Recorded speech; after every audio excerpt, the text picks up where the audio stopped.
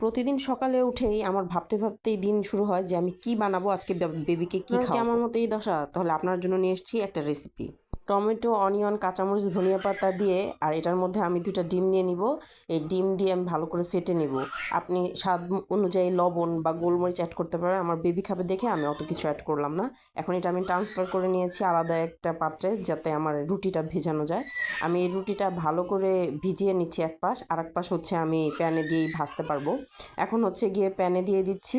প্যানে দেওয়ার পরে একটা জিনিস রিয়েলাইজ করলাম যে আমার প্যানটা ছোট হয়ে গেছে। আপনারা একটু বড় প্যান নেবেন, চেষ্টা করবেন রুটির তুলনায় আর কি 2টা রুটি যাতে ঠিক মতো সুন্দর করে বসানো যায়। আমি এখানে দিয়ে দিচ্ছিলাম, তারপরে হচ্ছে রুটি পাশাপাশি বসিয়ে নিব, তারপরে আস্তে আস্তে এই একদম মৃদু আছে ভেজে নিব উল্টাপাল্টা। এই যে আমার হচ্ছে বেশি বড় হয়ে গেছে রুটিটা, এর জন্য উল্টাতে গিয়ে আমার ডিমটা একটু ছিঁড়ে গেছে। যাই হোক, ব্যাপার না, আমি এটা ম্যানেজ করে নিচ্ছি। এটা হচ্ছে একটুখানি টেস্টের হেরফের হলে বাচ্চারা দেখবেন চেটেপুটে নাস্তাটা শেষ করে, তখন মারও ভাল লাগে। আর প্রতিদিন একঘেয়েমি নাস্তা আসলে কারোই ভালো লাগে না।